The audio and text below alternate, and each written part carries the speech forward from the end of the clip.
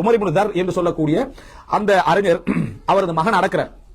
அவர மகனை வந்து ஜனாசால அடக்கிட்டு அவர் வார்த்தை சொல்றாரு, இந்த வசனத்துடைய ஃபிக்ஹ்கள் அவங்க எவ்வளவு விளங்கிக்கிறாங்கன்னு சொல்லி. இந்த சிந்தனை ஒரு முஃமினுக்கு வரணுமா இல்லையா? நம்ம வந்து சில விஷயங்களுக்கான பதில்களை நிறைய தேடணும்.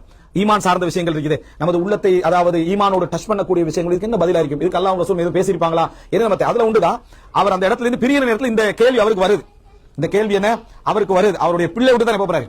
அப்ப பிள்ளையை விட்டு போற நேரத்தில் அந்த கேள்வி அவருக்கு வருது. அவர் சொல்றாரு, வலவ் அகம்னா மா நஃபஅனாக், நாங்க இந்த இடத்துல இன்னும் கூட நின்றாலும் உனக்கு எந்த பிரயோசனத்தையும் எங்களால தரையலாம்.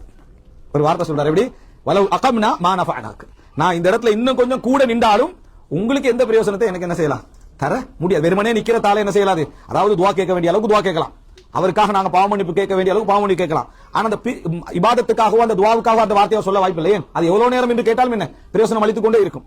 அதுக்கு மேல அவரை பிரிஞ்சு போற சோர்வு இருக்குதே, நம்ம பிரிஞ்சு போறோமே, அதுக்கு மேல நம்ம நிக்கவும் முடியாது என்கின்ற ஒரு நிலை வார டைம்ல அதுக்கு ஒரு பதிலாக அவர் சொல்றாரு, அது ஈமானிய பதிலா வலவ் அகம்னா மா நஃபஅனாக், நாங்க இந்த இடத்துல கொஞ்ச நேரம் நின்றாலும் உங்களுக்கு என்ன செய்யலாம், எங்களால பிரயோசனம் தர முடியாது. இன்னா நஸ்தௌதிஉக இன்தர் ரஹ்மான், அளவற்ற அருளாளனிடத்தில் உங்களை நாம் அமானிதமாக விட்டு செல்வோம்.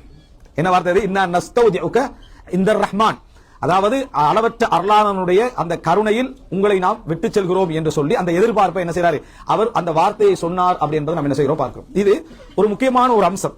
இது பொதுவாக இந்த சமுதாயத்தில் நம்ம அதாவது ஜனாசாவுடைய இடங்கள்ல எல்லாம் காணக்கூடிய அம்சம். இது பல பிதஅத்துக்கள் உருவாகுவதற்கும் காரணமாக இருந்துச்சு சிந்தனை. நமக்கு அந்த வேர்கள் அறுக்கப்பட்டனால விளங்கல. என்ன காரணம், விட்டு பெரிய நேரத்தில் எதையாவது அந்த இடத்துல நிலைக்க வைக்க வேண்டும், அவர்களுக்கு ஏதாவது ஒரு உதவி நடந்து கொண்டிருக்க வேண்டும் என்பதன் பின்னால்தான் அந்த மரம் நாட்டுறது, தண்ணி ஊற்றுறது, மற்ற என்ன ஹெல்ப்புகள் பண்ணலாமோ அந்த சிந்தனைகள் உருவாக்கி. அதன் பின்னால்தான் அந்த அவரோடு உள்ள தொடர்போடு நம்ம இருக்கணும்னு ஆசைப்படுவோம். எப்படி அந்த மரணித்தவரோடு எந்த வகையிலாவது நம்ம தொடர்போடு இருக்கணும் என்று ஆசைப்படுவோம். அதன் காரணமாக சில கற்பனையான சில சிந்தனைகளை கூட நம்ம என்ன செஞ்சுக்கிறோம், நிறைய விதைத்திருக்கிறோம். அந்த ரூஹுக்கு சலாம் சொல்லி அனுப்புற மௌத்தாகிற சக்கராத்துல இருப்பாங்க.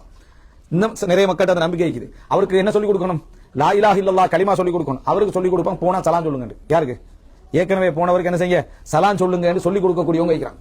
அந்த சலாத்தை எத்தி வைக்கிற தலாக்கில் அர்வாஹ், உயிர்கள் ஒன்றோடு சந்திக்கிற நேரத்தில் அப்ப இதெல்லாம் எங்கிருந்து வந்தது, அந்த உயிருடைய நீண்ட தொடர்பின் காரணமாக உள்ளத்துல வரக்கூடிய தேவையில்லாத சிந்தனை பூக்கள். அப்ப ஒரு முஸ்லிம் இடத்துல மிக தெளிவாக இருக்க வேண்டிய மிக பிரதானமான அம்சம் என்ன அப்படின்னு சொன்னால், அவர் சொல்வது போல நாங்க அந்த இடத்துல மிகவும் நீண்ட நேரம் நிற்பதனால எந்த பிரயோஜனமும் என்ன இல்லை என்பதை அவர் அந்த வார்த்தையில சொல்லிட்டு நம்ம அல்லாஹ்விடத்துல ஒப்படைச்சிட்டு போறோம் அப்படின்றது. உலகத்துல நீங்க எந்த இடத்துல ஒப்படைத்தாலும் சரி, அணுவும் தவறாமல் சேர்க்கக்கூடிய ஒருவனை நம்ம காண மாட்டோம் அல்லாஹ்வை தவிர. அந்த இடத்துல தான் நம்ம என்ன செய்யறோம், ஒப்படைத்து விட்டு